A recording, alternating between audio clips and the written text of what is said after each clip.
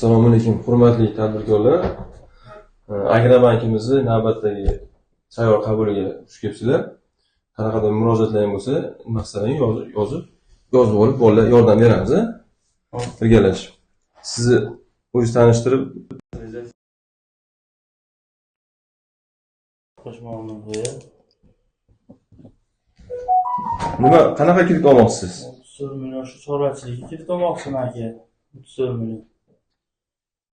Hujjatlar berdingizmi o'zi? Hujjatlar tayyor, bo'lasi tayyorlandi, hamma yo'q, tayyor. Ular ko'rdilarmi endi? Katimlari nimalari yaxshimi?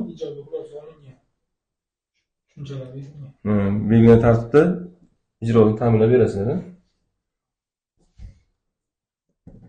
Buni sizga aka maqsadli ishlatasiz, xudo xolasa.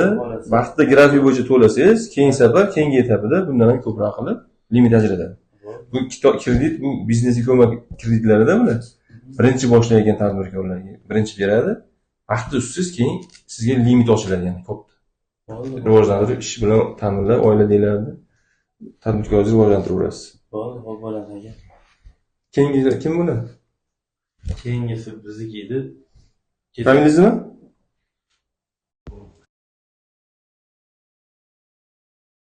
Ibrohimov Doniyorman.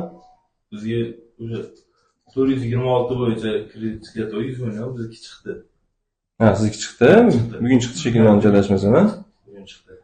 Maqsadli ishlatib vaqtida to'lasalar, ha? Keyin kartam yaxshi chiqadi, keyin vaqtida olasiz. Keyingilar bilan gaplashamiz. Bizniki oilaviy tadbirkorlik chevachilik qilamiz. Mhm. Bunga 17 million kredit olyapti. Tikuv mashina olasiz? Tikuv mashina bor. Material bilan Xomashyoga. xomashyolar olib kelib. Ha, tushunarli. Ish bilan ta'minlaysiz uydalarda.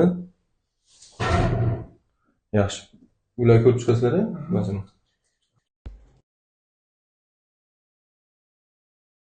Olyapsizmi? Ha, 50 million olyapti chorvachilik yo'nalishiga.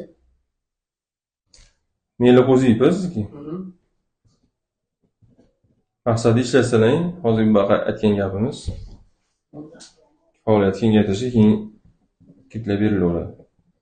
Meli bularni yozib olasiz, shug'ullanasiz, masalasi bo'lsa yechasiz.